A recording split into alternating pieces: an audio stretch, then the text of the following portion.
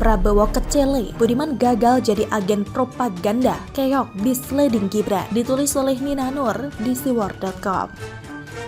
Sebelum kita lanjut, jangan lupa subscribe dan nyalakan loncengnya agar Anda menjadi yang pertama mendapatkan informasi dari jurnal terupdate. Sebenarnya pindah partai itu hal yang biasa ya. Saya kira sudah banyak sekali contohnya. Pemilihan partai itu kan berdasarkan kehendak masing-masing. Sama saja dengan kita, masyarakat awam pemilih partai di pemilu. Mungkin 5 tahun lalu pilih partai A, lalu sekarang jadi pilih partai B. Ya gak apa-apa, pasti ada alasannya. Begitu pula kader partai itu sendiri. Contohnya Ferdinand Huta Hayan. Dulunya Bang Ferdinand ini kader Partai Demokrat. Pernah berseberangan dengan kita di Pilpres 2019. Tahun 2020 dia keluar dari Demokrat. Lalu pada awal tahun 2023 ini sempat mampir sebentar di Gerindra. Namun karena merasa kurang cocok, akhirnya Ferdinand Huta Hayan berlabuh di PDIP. Perubahan dan perpindahan itu sesuatu yang wajar ya.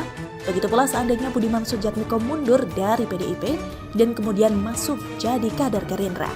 Mungkin awalnya publik akan ribut juga, tapi tidak akan dihujat atau diolok-olok, yang pada akhirnya akan mendiskreditkan pribadi seorang Budiman Sujatmiko. Tapi kan kenyataannya Budiman masih menjadi kader PDIP ketika dia dan para relawannya akhirnya menggelar deklarasi dukungan kepada Prabowo Subianto sebagai Capres 2024. Bukannya mendukung Capres yang diusung oleh partainya sendiri, PDIP, yakni Ganjar Pranowo. Budiman bahkan tidak bisa memaparkan dengan jelas mengapa dia menganggap Prabowo lebih unggul ketimbang Ganjar Pranowo. Budiman hanya menyebut Prabowo adalah pemimpin yang strategik. Maksudnya mungkin memiliki pemikiran strategik gitu ya. Karena menurut Budiman, Indonesia butuh pemimpin yang bisa melihat kondisi global. Sementara Ganjar Pranowo itu, kata Budiman, tentu memiliki pemikiran strategik, tapi kekuatan dan daya magnetnya ada pada komunikasi populis. Namun kata Budiman, kita butuh pemimpin yang strategik bukan populis. Peran Budiman itu bagi saya jadi mirip sama kata-kata Anies Baswedan, muter-muter gak karuan. Masa Budiman gak tahu kalau Dubes Norwegia pernah mendatangi Pak Ganjar untuk menjajaki kerjasama transisi energi. Energi itu kan isu global ya, dan ini Pak Ganjar yang didatangi loh. Akhirnya warga negara lain tahu bagaimana strategisnya pemikiran Pak Ganjar. Sementara Pak Prabowo itu mengurusi food estate kebun singkong saja gagal. Strategik dari Hong Kong. Emang gak ada alasan lain yang lebih masuk akal gitu ya?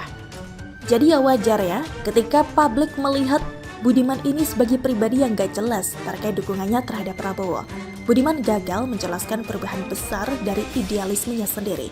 Sebagai aktivis reformasi yang dulu jungkir balik melawan Orde Baru yang pernah jadi korban penculikan, tapi sekarang malah memuja dan mendukung Prabowo. Kalau saya bilang sih Budiman ini jadi kayak minta diolok-olok gitu ya. Dia seakan menggali kuburan buat citra dirinya sebagai seorang politisi. Sampai saat ini status Budiman adalah masih menjadi kader PDIP. Kenapa gak mundur dulu lalu gabung ke Gerindra sekalian mendukung Prabowo Nyapres? Di sini sebenarnya terlihat bahwa Budiman ini sedang berkelakuan seperti seorang agen propaganda Prabowo. Masih jadi politisi PDIP tapi mendukung dan menggelar deklarasi dukungan terhadap Prabowo bersama para relawannya. Kemudian Budiman bisa-bisanya berharap agar dia tidak dipecat oleh PDIP. Budiman bilang bahwa pemecatan itu menyedihkan buat dirinya, bikin matanya berkaca-kaca, karena dia sudah mendukung PDIP sejak dia masih SD. Lah terus maunya apa dong? Dia sendiri tidak tegak lurus dengan PDIP. Ngawur kan ini? Tapi yang kedengarannya ngawur itu sebenarnya adalah sebuah strategi. Tugas Budiman sebagai agen propaganda Prabowo, membuat seakan-akan ada hubungan baik antara Prabowo dengan PDIP, seakan-akan tidak ada perbedaan antara PDIP dengan Prabowo. Budiman sedang berusaha menyetir persepsi publik yang semuanya adalah untuk menyerang PDIP. Tujuannya ini ya, jika PDIP memecat Budiman, maka Budiman akan dianggap sebagai pihak yang jadi korban, dan PDIP akan dinilai sebagai partai yang zalim. Sementara jika PDIP tidak memecat Budiman, maka PDIP akan dianggap publik sebagai partai yang tidak akan konsisten mengusung Ganjar. Dan ada kemungkinan besar nanti PDIP akan berubah pikiran dan akhirnya akan mengusung Prabowo. Kedua kemungkinan itu bakal merugikan PDIP dan menguntungkan Prabowo. Kalau bukan agen propaganda, apa dong namanya? Akan tetapi, baik Prabowo maupun Budiman sama-sama tidak memperhitungkan PDIP dengan seksama. Dikira PDIP gak paham dengan taktik yang sedang dijalankan oleh Budiman Sujatmiko. Awalnya PDIP akan mengikuti setiran Budiman dengan mengumumkan akan memberikan ultimatum secara resmi kepada Budiman, yakni meminta Budiman mundur atau dipecat. Namun kenyataannya ultimatum itu tidak juga disampaikan ke Budiman hingga saat ini. Saat tulisan ini dibuat pada Kamis sore 24 Agustus 2023. Yang terjadi adalah aib Budiman makin terungkap. Misalnya sindiran telak dari politisi PDIP Jarod Saiful Hidayat yang memberikan ucapan selamat kepada Budiman sebagai cawapres Prabowo. Ini akan menandakan bahwa ada sesuatu yang spesial yang didapatkan oleh Budiman dari Prabowo. Menimbulkan pertanyaan dalam pikiran publik, emangnya Budiman dikasih apa sih kok sampai belok ke Prabowo? Nah kan, politisi PDIP lainnya, Deddy Sitorus, bicara banyak soal aib-aib Budiman.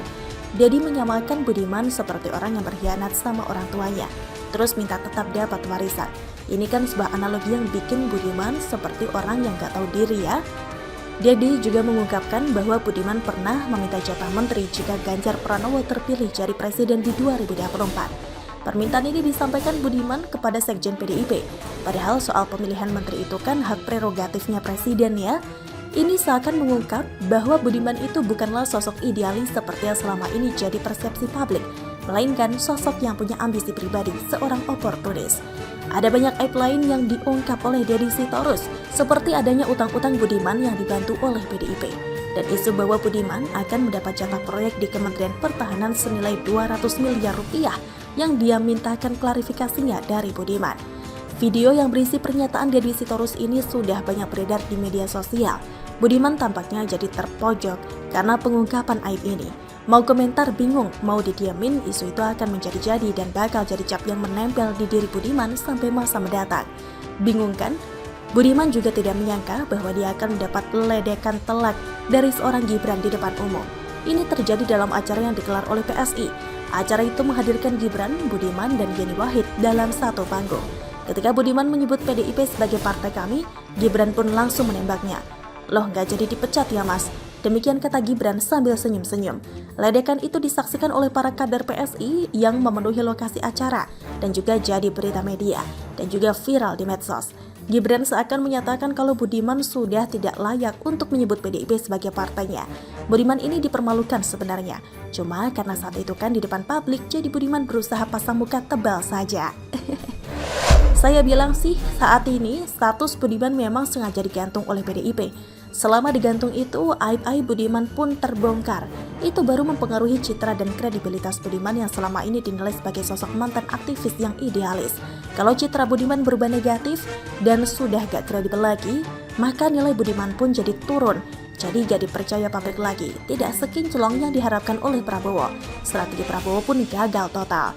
Ini sebuah permainan politik di mana Budiman terombang-ambing di dalamnya. Kayak di kapal yang lagi kena ombak besar, jadi mabok laut. Akhirnya Budiman akan kalah besar dalam permainan ini. PDIP kok mau dikadalin? Macam-macam aja ya. Begitulah akal-akalan propaganda yang gagal total. Kura-kura memang juara. Bagaimana menurut Anda?